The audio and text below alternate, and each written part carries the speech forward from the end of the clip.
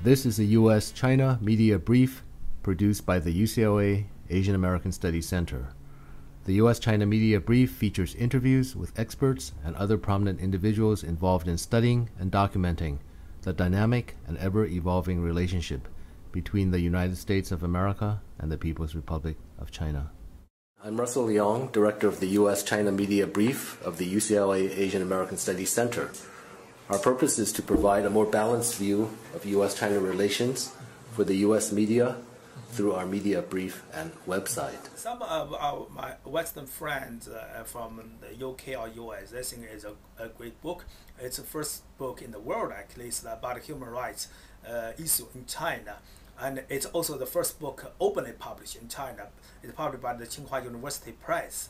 But unfortunately, I don't have the time and to translate it into English.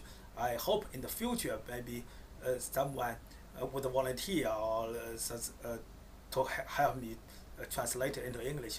No, I was thinking that even for our media brief, because we do have some Chinese colleagues, if we could at least translate and summarize some things, and of course, you know, with your approval, and then yes. It may at least give people an idea, and then they can go directly to the source, because you know, it's quite valuable. Yes, I think it's very worthwhile if you can translate the second chapter, not the introduction, the second chapter about the comparison between the Chinese law relevant to human rights, different law, Chinese different law, and the international law. It's made, and that gives you a picture. I think in your brief, you know, you have those map, and it could be easily, you know, designed into a map, or not map, a table or a graphic. A graphic, make it look more. It's in format. It's more fit with your website. No, I thought your so. Brief. I thought so too, because when I looked at, for instance, I went to the Chinese Consul General in Los Angeles, and they handed me. We were talking a little bit about human rights, so they handed me the Chinese in English, a sort of a Chinese publication about their analysis of human rights in the U.S.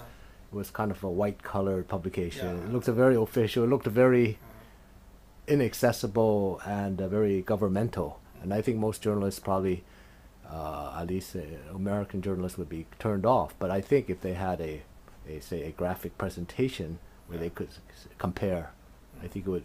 Then they could decide for themselves, you know, and they could, you know, if they have some choice in analyzing such issues as human rights. So I think this is a great accomplishment to put out such a book, and there were no obstacles, right? And because this book was put out by an academic press. Yes. Right. No obstacle. Right. No obstacle, because it's in China, if you are a China in the probably with the mass media, I mean with published newspaper, there's some censorship about Falun Gong, or about if you are criticizing by name of top Chinese leader, like a political member, that would be censored.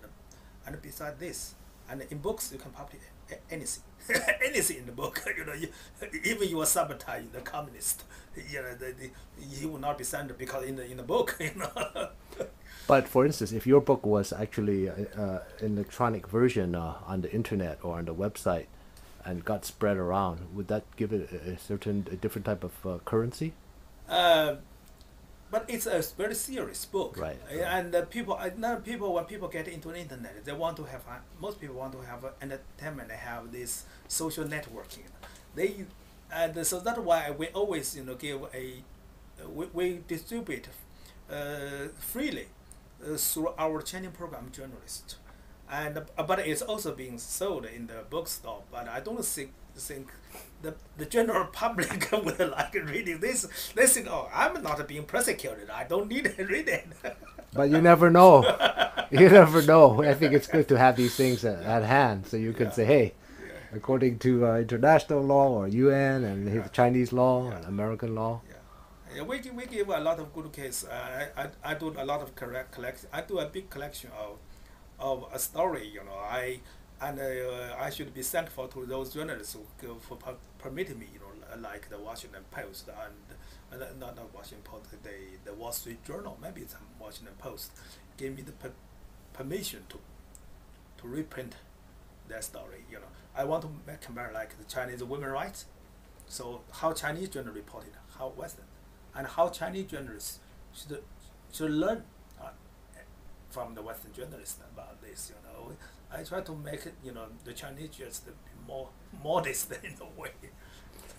We are still students. So, Professor Lee, do you think that is possible then for people involved at Xinghua, for instance, or at UCLA, maybe to work together to actually try to better the relationship and to create more balanced types of standards for everybody, American and Chinese journalists, or is that too idealistic? I don't think it's too idealistic. Now it's in practice. It's in action already.